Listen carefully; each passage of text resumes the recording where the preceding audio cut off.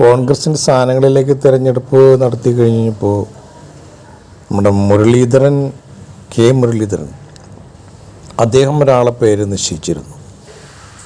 അദ്ദേഹം ഒരാളുടെ പേര് പറഞ്ഞു, KM മാരീസിനെ തിരഞ്ഞെടുക്കണം കേട്ടോ എന്ന്. പക്ഷെ അത് അവഗണിച്ചു. അങ്ങനെ ഒരിക്കലും കോൺഗ്രസ് ചെയ്യരുതായിരുന്നു. കാരണം മുരളീധരൻ കോൺഗ്രസിൻ്റെ അവിഭാജ്യ ഘടകമാണ്. കാരണം ഇപ്പോൾ തന്നെ ഈ ഇലക്ഷൻ അടുത്ത സമയത്ത് അദ്ദേഹം പറയുന്നുണ്ട് എല്ലാവരും ഒരുമിച്ച് നിൽക്കണം, പല പ്രശ്നങ്ങളും ഉണ്ടാവും, ഇതെല്ലാം ഇലക്ഷൻ കഴിഞ്ഞിട്ട് പറഞ്ഞു തീർക്കാം എന്നൊക്കെ പറഞ്ഞുകൊണ്ട് വരുന്ന ഒരാളാണ്. പ്രിയപ്പെട്ട നമ്മുടെ കരുണാകരൻ്റെ മകനാണ്.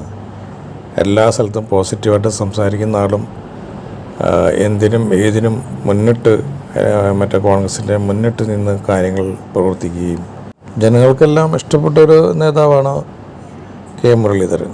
അപ്പോൾ അദ്ദേഹത്തിനെയൊക്കെ ഇതുപോലെ ഈ ഇലക്ഷൻ സമയത്ത് പോലും അവഗണിച്ച് കഴിഞ്ഞാൽ കോൺഗ്രസ് ഇങ്ങനെ എല്ലാവരായിട്ടും ഒരു വിഭാഗീയത കൂടുതൽ ആക്കി കഴിഞ്ഞാൽ അത് ശരിയൊരു നടപടിയല്ല എന്നുള്ളതാണ്. അത് കെ മുരളീധരനൊക്കെ ഇങ്ങനെ അവഗണിക്കരുത് ഒരിക്കലും. ഒരു കഴിവുള്ള നേതാവും കൂടിയാണ് അദ്ദേഹം ഇതുപോലെ ഈ ജാഥ നയിച്ചുകൊണ്ടിരിക്കുമ്പോൾ തന്നെ അദ്ദേഹത്തിന് മാനസികമായിട്ട് ഇത് ബുദ്ധിമുട്ടുണ്ടാക്കുകയാണ്.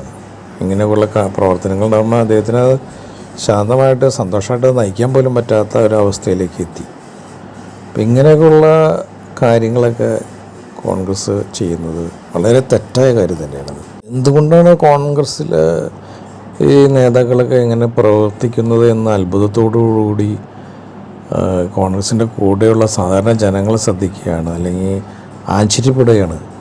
കാരണം ഇവിടുത്തെ ഈ ദുർഭരണം അല്ലെങ്കിൽ ഇപ്പോഴുള്ള ഈ ഭരണം മാറ്റി ഒരു നല്ല ഭരണം ആളുകൾ ആഗ്രഹിക്കുന്നുണ്ട്. അതിന് കോൺഗ്രസ് തന്നെ വരണം എന്നും പറയുമ്പോൾ കോൺഗ്രസ് ഇതുപോലുള്ള പ്രശ്നങ്ങളുണ്ടാക്കി അതിനെ തടസ്സം ആക്കി മാറ്റുകയാണ്. കോൺഗ്രസ് തന്നെ ആ ഭരിക്കാൻ അവർക്ക് സാഹചര്യം വരുമ്പോൾ അതിനെ തടസ്സപ്പെടുത്തുകയാണ് ഇങ്ങനെയുള്ള പ്രവർത്തനങ്ങൾ.